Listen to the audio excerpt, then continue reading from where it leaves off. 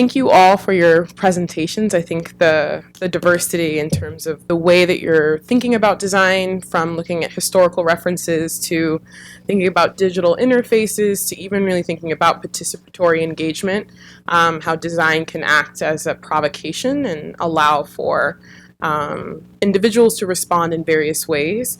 I think that it's really, really, for me, interesting to see where we position ourselves as designers based on whether we're working for agency or working independently or dependently, as you have mentioned, or we're sort of thinking about making a self-initiated work that doesn't necessarily have a function particular to a particular client, but might be just sort of the way that you want to engage with others. And so I think part of what I wanted to do in terms of this discussion is sort of ask a few of you each specific questions, and then we'll kind of allow for like the larger group conversation. But I think to sort of start, I think we'll work backwards and start with you, just as we've just seen your presentation. I think something that I'm curious is why did you select these particular examples as references for this discussion? The short answer is that they're records that I have always been like obsessed with, right? So there are things that I've like found in the world. One of the things that I find fascinating is that you get a stronger connection when you encounter something unexpectedly than when you. Can everyone hear too? I don't know. Yeah, bring this back. Yeah. So there's always a stronger connection when you encounter something unexpectedly, right? When you just stumble across something that you don't know about. And the two covers I found to be like at first almost opposites. When I originally was thinking about the talk, I was considering that the Four Seasons was inauthentic, but like good design, and the Congos was bad design and totally authentic. But the more I thought about it, the more I realized that it's actually like this total like mushy thing. They're mostly good and bad in different ways, in different respects. And it's really all about like the sort of story about how these things got made makes it really fascinating. So I think that's what I kept coming back to. Each of those, it's like this dense text. It's like this like sort of like history that you can sort of unpack with each of them, that I find so exciting. Yeah, I mean, I think it's interesting because when you detailed into some of the I think, I'm not sure the particular one that had handcrafted or hand painted. Yeah, the Congos. The Congos right. Particular album. Like, I think that for me seemed like it was signaling into another space of like the handicraft of making, right, and right. like how we put value on something that is made by hand versus something that perhaps is a digital rendering or something that was made with a computer perhaps. Right. And so I think another question that I have in alignment with that is just thinking, should we prioritize, or is there a prioritization of things that are made by hand versus things that are happening on? Well, the Congos is kind of like an extreme example because it has those hand painted stripes. But one of the other things that I find interesting about it is that, so it was totally made in Jamaica. It was printed in Jamaica. The record was pressed in Jamaica, designed, recorded, all of that in Jamaica. And it is a mass-produced object. Like it was printed at a pressed at a record pressing plant. But there's a certain of like quality to a lot of the Jamaican pressings that you see from that period that are like the sort of like old-fashioned way of looking at it. The bad way of thinking about it is that it's like, it's bad, it's not good, right? There's like a roughness to it. There's an awkwardness to it. There's like an imprecision to it. But anytime I see something like that, it's like completely exciting. You get this like jolt of like amazement when you see like text that doesn't line up because we're so used to seeing everything so perfect all the time. Yeah. And so then the question is like, why is that exciting? And I think the excitement comes from the fact that you can tell a human did it, right? You can tell that there's a human connection. And once you know that, there's a story behind it. So I guess it's not so much that it has to be handmade, but I think that there has to be a sense that there is a hand behind it, right? Yeah, and I think as I think about the examples that you were showing and think about your work, Elaine, like in these, specifically looking at an example of something that came out of Jamaican culture, but thinking about Cuban culture too, and some of the references that you were pulling some of the references that you were pulling in to the particular work that you have generated, I was interested in sort of thinking about what you are finding also and how that's kind of driving some of your thinking around authenticity and the making process.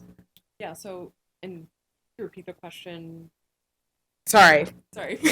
There's a lot happening. Yeah. So to kind of segue, essentially what I'm saying is as we look at examples like the album cover from the Congos and thinking about examples that are coming out of like Caribbean or Latin culture, like I guess what I'm interested in is what you are seeing too that's similar in that space, how that's informing some of your choices also in making and sort of thinking about design. Yeah, definitely. I think, so what I found in researching Cuban design at all is that it actually just comes back to American design, right? It's people trying to imitate or trying to look like a certain thing or look for a certain thing.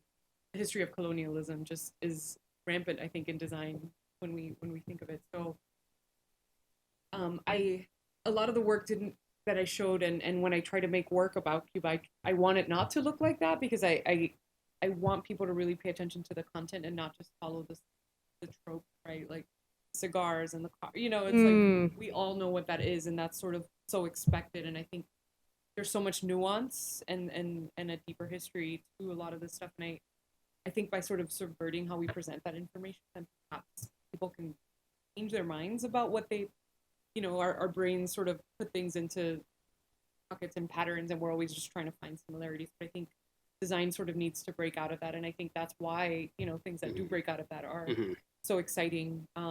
They're kind of unrelated to Cuba, but a similar cultural reference.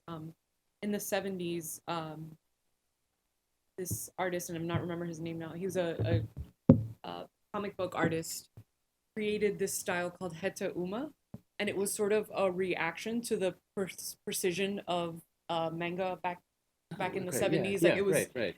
The craft level had gotten so high, and he was just bored of that. So his stuff looks really messy, and it's actually very difficult to do. It's hard to make something look messy, but it was sort of the punk of manga art illustration at the time. And so I think I was really drawn to that because, again, I think it really does signal authenticity, and it is so much more exciting, and ultimately you can get more feeling. Like something can be beautifully crafted, but something can be messy, and what has more feeling in the end. And I think maybe the messy thing communicates that better. I mean, I think what's interesting about that too is just sort of thinking about the idea of control, and and you had spoken also to like in the way that you're teaching typography, there's certain fundamentals and structures that you are imparting so that your students are learning in a particular way, right? And I think what's interesting about sort of thinking about design as control is the moments when we are letting it go, and the moments when we're like just making things off the cuff, or they're messy or they're confusing. And I think sort of thinking about again, in one particular work that you showed, Elaine, like the work with, I think it was using a templated system to input and then get signs back, right? Like that there was somewhat of a lack of control in what types of options you would have at your disposal. And so I guess I was also interested to hear a little bit more about what it meant to relinquish some of the control to a system that's essentially creating for you, right? And you're kind of feeding in content in that way. Yeah, it was awesome. It was so much fun. And not to have to use the Adobe software. Like it was just this wonky interface, and I just like typed in words. And great, I don't have to worry. It was really liberating, actually, not to have to worry about the rules and these standards that we've set, and just let something communicate. And ultimately, I think those things communicate better than the things that are perfectly typeset. They just communicate different things depending on what you're going for and who you're trying to reach. I actually think templates communicate more and communicate that level of authenticity, because I think signal sort of it signals more importance to the thing that's being made, not to the design. I think us designers, we're trying to impose. Sometimes I think what we do is inauthentic, right? We're trying to make something feel like something else, where a template is just like, that's what it is. I I have to get this fake shop out the door. Like, here's this cookie, and it's like, oh, I'm gonna buy that. Someone wrote that by hand versus like this perfectly packaged label that I think Yeah. can signal like, capitalism and corporate interests, and maybe something that's not. Yeah. I mean, I think, again, in sort of pulling in Lucas here as well, like, I think thinking about systems that you use or that we use as designers, but also the creation of a system or a network or an interface at that,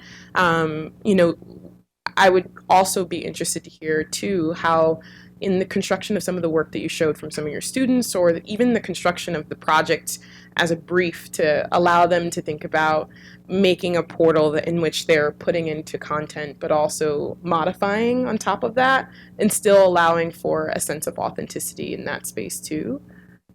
Yeah, I mean, I think my impulse there is to kind of draw us towards almost like the amount of time that it takes, right? So kind of with the templates you were talking about, even kind of the record, is perhaps like a condensed timeline,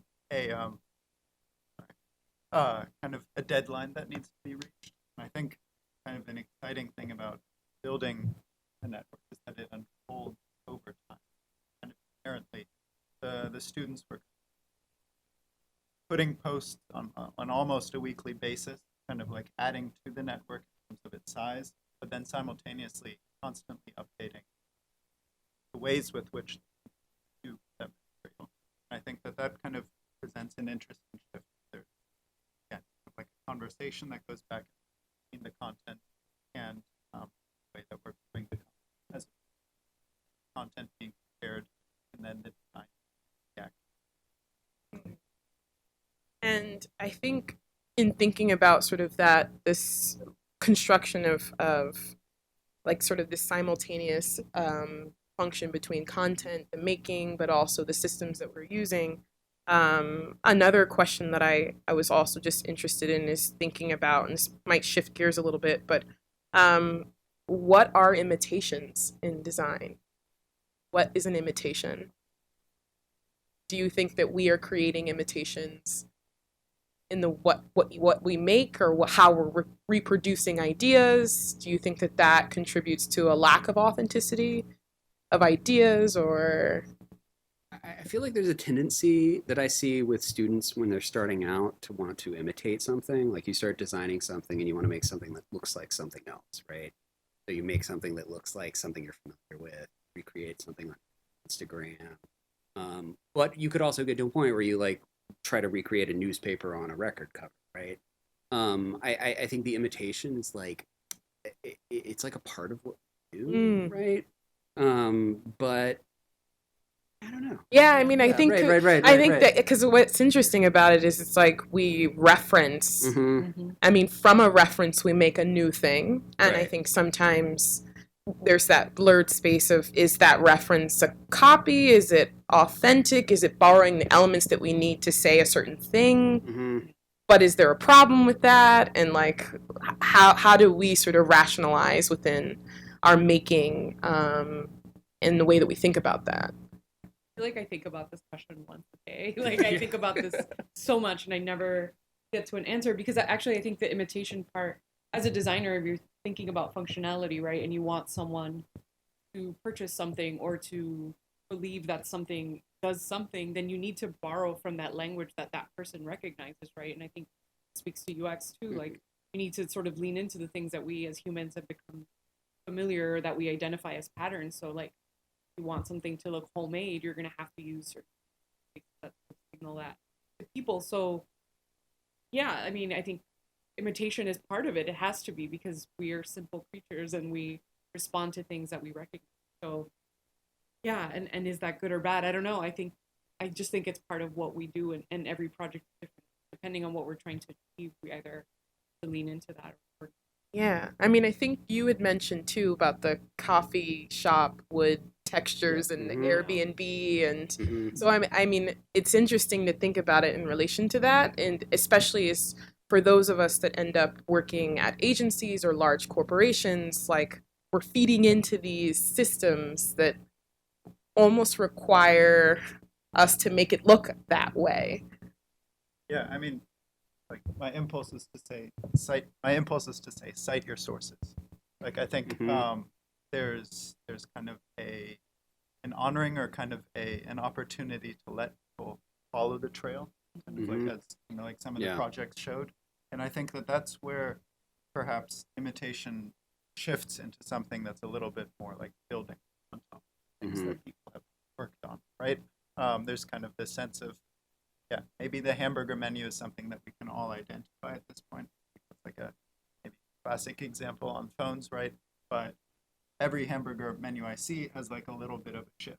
And it's kind of a constant modification that happens, even just from, if you're going to be like blunt about it, looking at something on Instagram and trying to redo it in your own like sketch or in InDesign or whatever. There are shifts that are going to happen in that kind of imitation. And so in that sense, there's an opportunity. Yeah, I don't know. Whichever.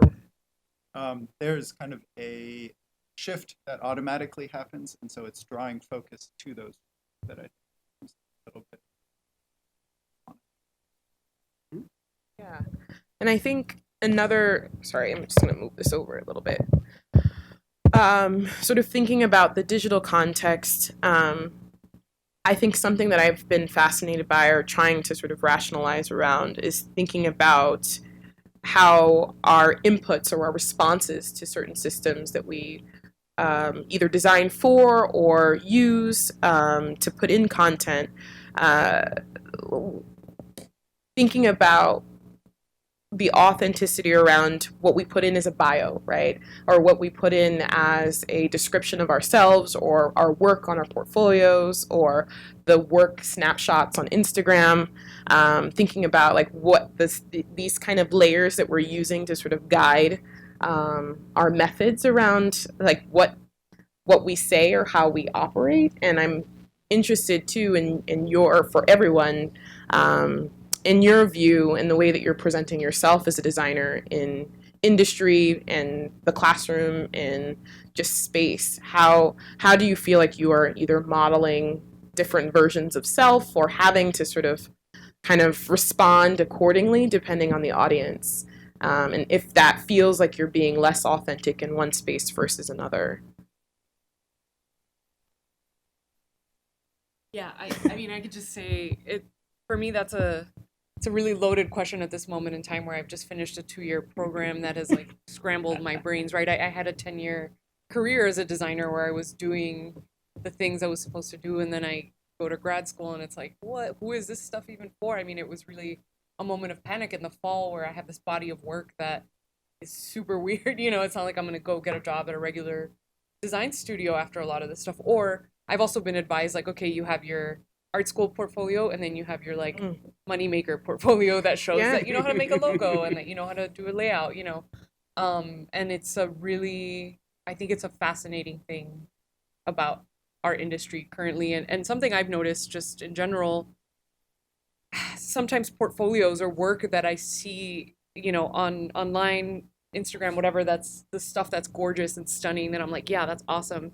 When you hear it spoken about, it's just like, oh, that just looks, that there's not much depth to it, but the work that's very strange, and like you look at someone's website and you're like, I don't know what this person does, and then you watch that person speak and you're completely blown away. So I think maybe our practice is moving in a direction beyond first appearance, like there's a depth happening, and something that's more conceptual and more interesting, maybe. I don't know. Yeah, I know myself personally, I have like a lot of like I'm really obsessed and almost like a tremendous amount of like anxiety every time I have a class situation, and I have to like discuss the use of a certain typeface that a student is using, because I'm always trying to unpack, do I not like this choice because it's an incorrect choice, or do I just like have my own certain personal preferences? And I kind of get sick and I kind of apologize. I'm like, well, maybe you could use Helvetica, but maybe it would be more appropriate. And I have I'm really obsessed with like, what's the difference there? You know, like there's certain things that I really like. I like certain sans serifs. I think Jansen is a fantastic typeface, possibly the best italic ever. But then I look at somebody's choice, like a choice that they've made, and I'm like, you know, well, why did you pick that? And they say like, well, it was in Adobe fonts. And I'm like, maybe that's not a good thing. But I'm always obsessed. Like, is it just me? Am I Yeah. imposing my own will on them? Well, see, I mean, I'm always interested about like where our biases, right, as Yeah, right. educators come in Right. and affect that conversation, right? Right. Or like the choices that students are making, or even when we're just working with clients too, Yeah. that like we're bringing all of this baggage of what we see or what Mhm. we've seen before, and I similarly struggle with that too. Is knowing at what point do we sort of like say it's here or it's here, right? And so, yeah, I think it's definitely like a challenge. I don't know if this has ever come up too for you. I mean, definitely, like without a doubt. But I wonder if it's, I mean, it's more a matter of positioning recommendations as Mhm. opposed Hmm. to absolutes. Mhm. I think, like quite frankly, the fonts at your disposal is in some cases a perfectly valid. Totally. There are plenty of Yeah. implications or reasons as to why those fonts Mhm. are chosen. And I think it's in that context, there's kind of the excitement of making it work despite that Yeah. or Absolutely. with that, right? Like a dumb example pops into my head is like paper clips are boring, but give me a day or an hour or something, and I can probably like make them interesting, at least to myself, Mhm. right? And I think that that's kind of like maybe the role of kind of a design classroom is to say, okay, you chose Helvetica, why?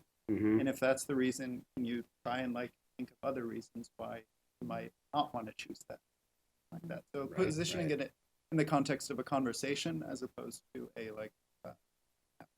Right. Totally. Totally. I think there was one other question too that I was just thinking about. Someone had mentioned like hiding the construction of design. I think you might have mentioned that.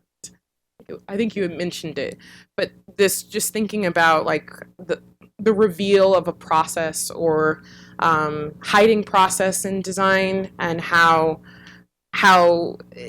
it does something feel more authentic because it's been revealed to us that we know what happened, or is it more that it's about sort of this polishedness and the shininess of something in the way that it's been created?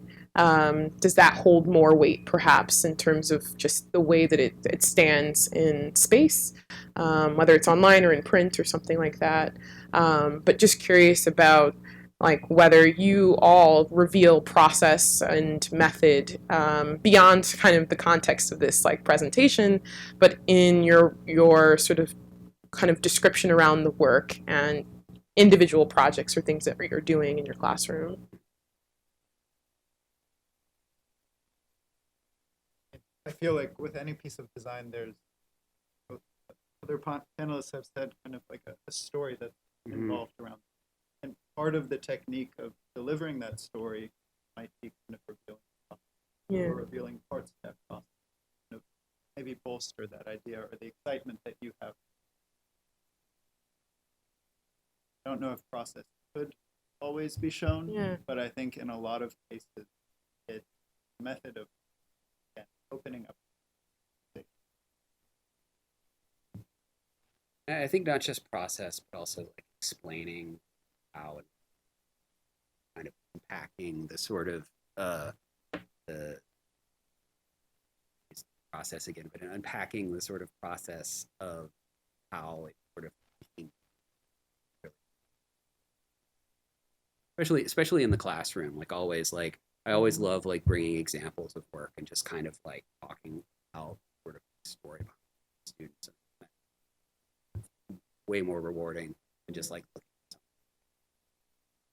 I think we're lacking transparency in design in general. Mhm. Like I actually love sharing, like I love opening up an InDesign document in a classroom and being like, this is how it's made, or like Right, show me right. your InDesign, like let's get in there because there is sort of this mystery and I think these are the types of things that keep design unwelcoming for a lot of people, right? There's this mystery that maybe we sort of hang on to because that's how we make our money, right? Like if everybody knew, then although I think there's much more to design than that, but I'm interested in like just radical generosity and openness and transparency about how I do everything, and sometimes that means like I'm so happy to say signs on the cheap.com. Like people make fun of me actually because I'm like, yeah, mybinding.com. Like I just tell everyone like where I order Yeah. things, or it's necessary, and I think we definitely need more of that, just to maybe, to your point, to be able to trace those breadcrumbs, because a lot of this stuff is like, where did this stuff even come from? I don't know. It would, there's so much mystery around Yeah. this field, and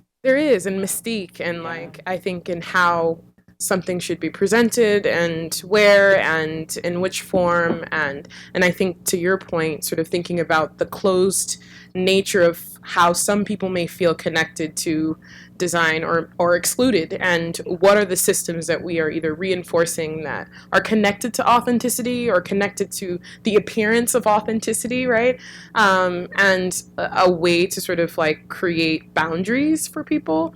And so I think that's something that I'm always constantly thinking about too, is how do we become more open, and how do we engage in a way that like in the way that we're making, or how we're making, for who, and how, like all of these sort of questions of just thinking about the kind of matrix. I think something that I really loved about your presentation was sort of highlighting a couple of those different sort of matrices. I think it was, there was one that sort of had the axis point of like the abstraction, and I think it was abstraction and personal and shared. Yeah, right. Yeah, and so I'm curious how that sort of also kind of surfaced for you in your research. That I'm gonna mangle the title of it. It's really, really long, but it's Harsh Patel.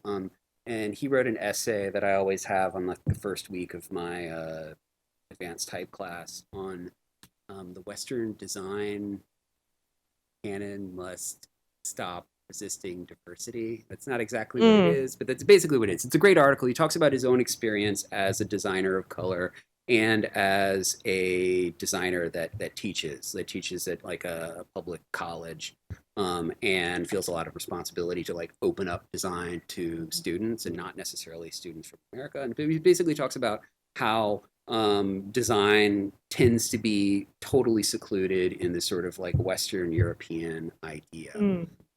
And he uses the chart, which he talks about, as a way for students to like think of design not as just one thing, not that there's just one way of doing it, right? That there are lots of different possibilities and lots of different ways of being appropriate. So that's what I was excited about. Yeah. I don't know if you want yeah, to but respond. to build on that, like, and in your talk, it was interesting to compare these two albums, right? And to say that theoretically one is bad. Like, what does bad mean? What does good mean anymore? Like, I think we need to look at the language that we're using for design and start, and that's kind of why I like to look at definitions of words and their origins, and maybe we need to reflect back and analyze why things were made and question whether or not this is the right language anymore. Can design even be good or bad? Like, what is the goal of design? Is it just to get someone to know something? Then we need to reframe what good or bad is, right? Like in the way that we see it as. There's just a lot of unpacking to do, and a lot of revisiting of language, of behaviors, of processes. Right. It's can be hard. Yeah, it's difficult. But I think it is. I definitely think it is, and I think that what we're putting in as a reference, right, or these examples. I think, what I thought was really poignant also from your presentation was thinking about like finding the original source of the text that you might be sharing in your classroom, and like thinking about what that means also, to like not see that. I was thinking about like the Crystal Goblet one. I think it was just like a text version that I had also gotten, but to be able to source it and track it back to one of the earlier forms, I think that also changes the read in the context, and I think everything is so contextual, and so really kind of allowing yourself or students or anyone who's sort of engaging with the text to really feel where it came from, because I feel like the distillation over and over and over again, these reproductions, replications, all things start to get lost. Right. You know what I mean? And so I'm fascinated by like your process and kind of tracking it back to illuminate like what it looked like originally. Yeah, well, like to be perfectly honest, to be perfectly authentic, it like started from just kind of like this like collector's impulse to like just see if I could find the original object and like touch it or whatever. Yeah. I get really excited like getting books from the library. It's really, really fun. And in the process of seeing these, it just like hit me. Like you see it and you realize there's so much more information. It's so much more rich to look at something like that. You can tell something about it even if you don't know design history. There are certain like cultural things that you get from it that makes a lot more sense and is like way, way, way, way, way more rich for a student that's coming into it. Right. And so that's just like, I think that's just like totally thrilling. I also just love collecting PDFs. Really satisfying. Yeah. And Lucas, I think in your practice, how do you see sort of like looking at footnotes? I think when we had spoken earlier, you were talking about looking at the sources and finding the references, and what does that mean from a digital context, and what does it mean from like building a website and constructing like the traces of something that was its original source, even as much as code that might be used and then manipulated to become something else. Yeah, I mean, I think what excites me about it maybe is that there isn't kind of an end point. I think even kind of with the collection or mass of a PDF library, there's always kind of a physical copy or the first print or something that you can go back to that at a certain point just becomes an ideal over here, like in the corner or something like that. And I think that that's kind of exciting, is getting perhaps like closer or kind of like following those breadcrumbs is kind of in some ways an opportunity to find other breadcrumbs and other paths, right? Totally. So in the process of getting that Beatrice Ward text, you suddenly have to look at kind of the text that's around that, and that immediately kind of puts you in a situation where just a little bit of, maybe a lot of bit of research has kind of like opened up other avenues and opened up kind of the opportunity to look at other texts and others. And I think, I mean, web often kind of relies on this idea of like hyperlinks, of jumping, of kind of web surfing, right? And I think that that's always an exciting thing to bring into the classroom. It means that there's a sense in which you don't necessarily know where you're going to end up, even if you have a goal in mind, and it's like a walk on the way. Yeah. And then one other question, and I think we can open up to the audience after that, I think, is what should we resist and what should we amplify to be more authentic designers? I'm just thinking about it. Is there anything that we should resist or do more of? I don't know. What I'm trying to do with my work is allow people to respond or to participate in the work as well. Like, yeah, a poster can be nice and it can just tell you something and you can walk by, but when someone can engage with that or respond to that or actually participate in that conversation, I think that's more exciting, and that brings people into design, and that maybe, I don't know, I just think we need to be more transparent, bring more people into this, and allow more opportunities for engagement with design, breaking, playing, understanding. That's what we should do. And I don't know what to resist, I guess. Yeah. I could say on the resist angle, like teaching here at the new school with such a like diverse and international student body, like resisting my own like cultural biases is like so important, especially like when thinking about a design, because like I think it's really important to understand that there are different reasons for doing different things at different times. Right. Yes. Comic Sans.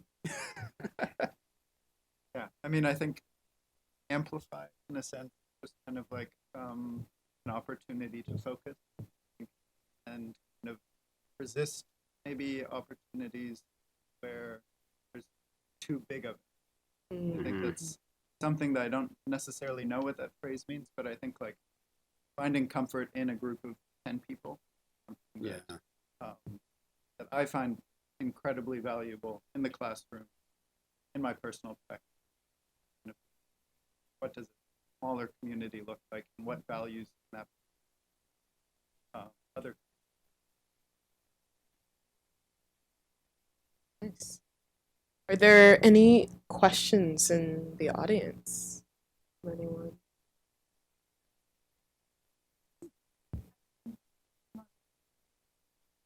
Has been thinking about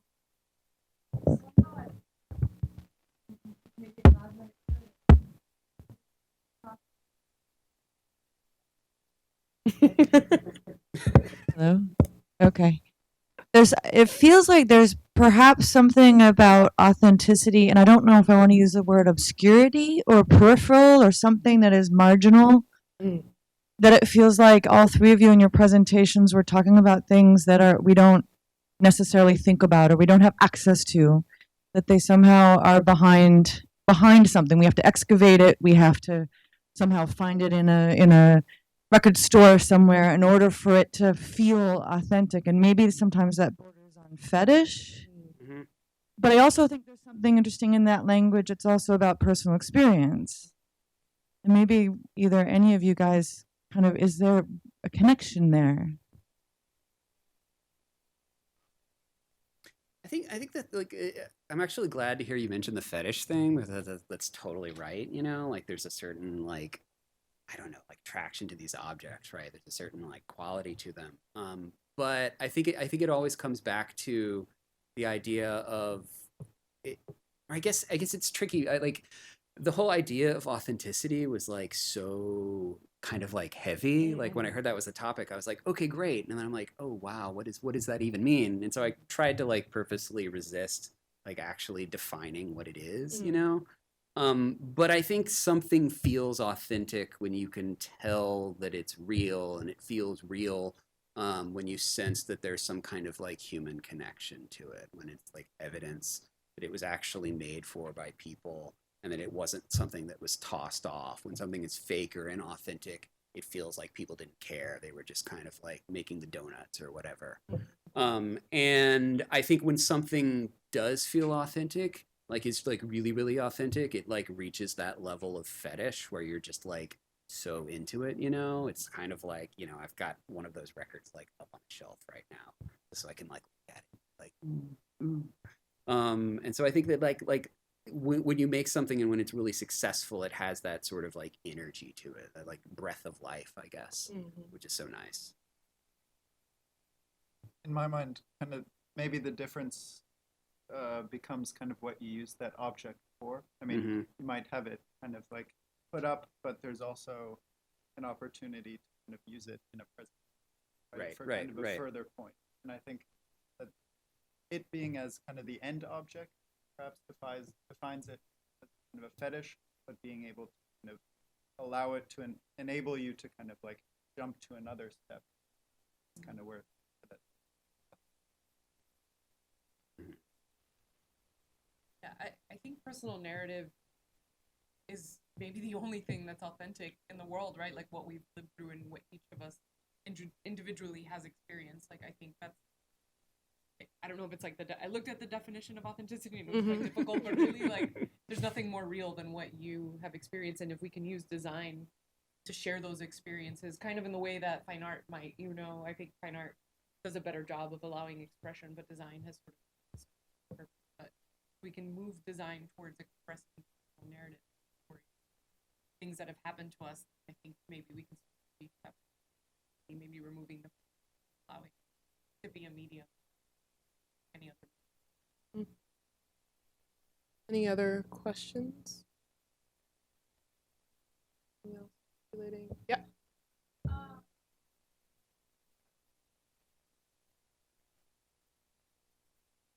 And I was just curious, like when you say like if you want to remove function, does that become something that's considered to be art, and like where does that exist in the world? Because I think personally, like a lot of the work I make is considered more of art when I try to market my own work.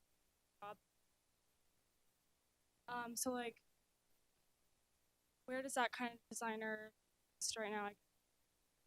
It's like,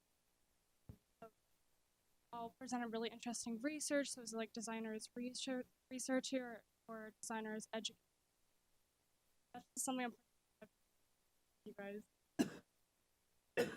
Yeah, like a purpose I've maybe discovered with my work is that it is actually some pieces I've made that I know are for very small people who know the experience. Is sort of that moment of connection where someone can look at like the thing. Someone hears also from my immediately after the talk, like, oh my god, I know exactly what you're talking about. And that to me is the function all of a sudden is this like I see you, I understand you, and building connection between people and representing these experiences that haven't been represented in the field of design before.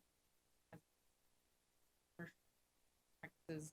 How to make money off of that, I'm not quite sure yet, but I think we can get to it. I think it's a really good conversation we need to be having, because I think as designers, personally, I'm more interested in doing that type of work. It's a matter of how can I make a living doing work that connects to someone else, that is sort of a career, that is about me. Yeah, I mean, I might jump in too, just because I sort of also sit at the intersection of those two things, and I think there is a way to make it work. I think part of it is being able to articulate the purpose of what you're making and why, and who can respond to it. I think that, you know, especially if it's a provocation or something that is eliciting a conversation, and it's not so internal that no one else can access it. I think there's a lot of power in what it can do to really connect the dots for people, and or be an element that incites something else. So even if it's not like something that is making $100,000, right? I think that the power in what it can do in terms of a community or community building or engaging in conversation is actually, for me, and I imagine for some of us up here, like also just as powerful as the money itself. And at the same time, to be authentic, I think that the separate track that I also have running Silo is like, I do know how to make the website in the book so that I can also pay my rent, right? I think that like that's the piece that also doesn't always get addressed, is like that there are these sort of sometimes silo tracks that are happening simultaneously, and what you put forward as what you value most may be on the website.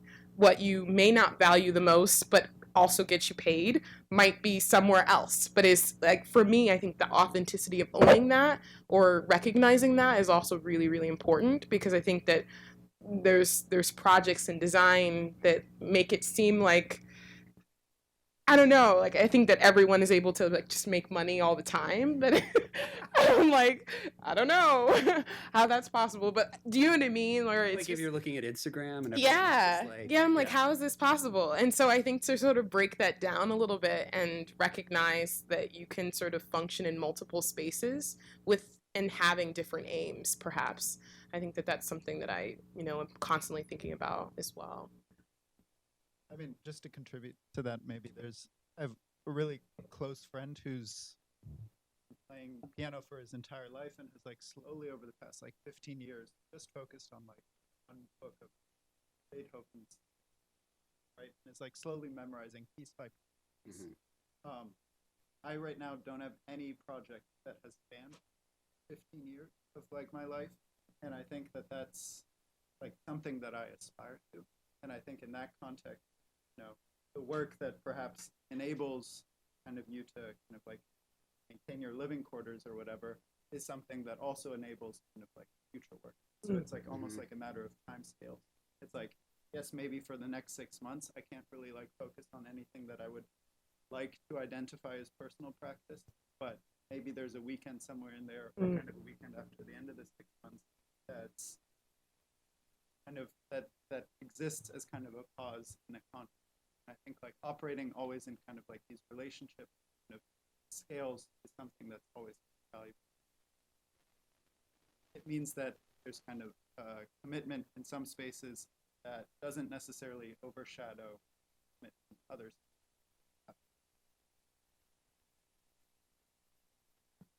Other last questions?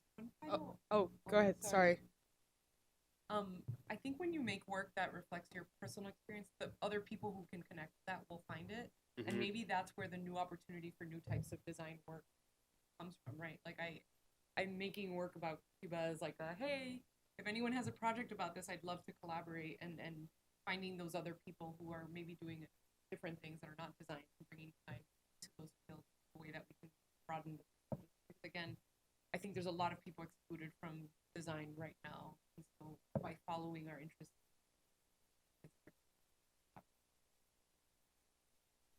One last question. Yeah, just going back to the your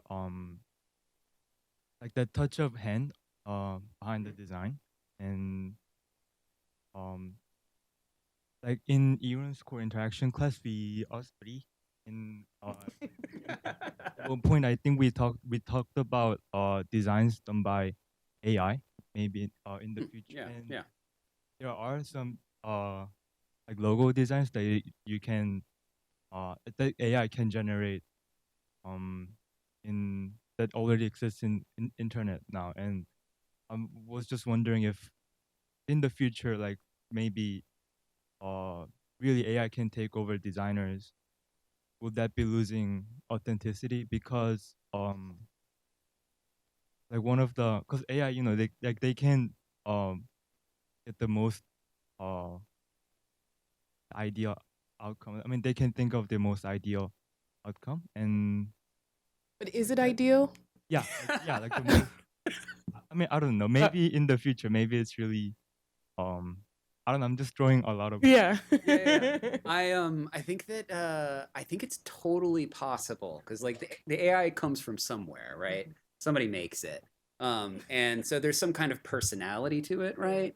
The musician Holly Herndon just released an album called I think called Spawn. There's like one song where she like trains like some kind of AI to like sing it, and it's really weird. It's really wild. But there's a total personality to it because like she programmed it, she like coached, she did it, so it has like an essence of her in it. I think there's a total dystopian like Matrix version of that where like everything is controlled and we're all in like little bubbles or whatever. And that probably wouldn't be so good. And then maybe there's like a middle ground where like all design is made by AI and it just feels kind of lame, right? And I think that would be the worst possible outcome. Like everything is just kind of like okay. It's flat. It's just flat, right? And you design your own AI. I mean, Yeah, I right. think there's kind of a skill set of that kind of I think Mhm. design school tries to like give, which is kind of that of problem solving. And I think that like to me is like a huge amount of optimism in it. It's like, Mhm. okay, if AI is producing all the design, well then yeah, like you said, it's Right. like, who gets to like jump up to the next level? And just like not everyone programs websites, but a lot of Mhm. people design websites. There's not everyone has to know how to program in AI Mhm. to understand kind of the systems to perhaps like design or kind of like shift. I think it's inevitable, honestly, and in Mhm. some ways, I'm kind of excited because, like, I really don't like setting large bodies of text. It's just like, why are we doing this? This is ridiculous. Like, I mean, what's the point, really? Or PowerPoint decks, like, oh my gosh, like, can a machine do this already? Because I'm Mhm. tired and like, I don't know. Again, I think it goes back to that personal expression. Like, what else can we use design for that an AI cannot? And that is exciting to me. And then yeah, it kind of goes back to what design is. What is design really? It's a process of thinking, you know, of making, of this consideration. That's what's exciting to me about design. And I'm like, I think we need to embrace the AI and the robots. Like, they're here already and they're coming and it's fine. Like, I love my Roomba. Like, it's great. I don't know. Yeah, I think it's good. And we need to, but we do need to think about it. What we do forward. Great. Thank you so much for your presentations, your discussion.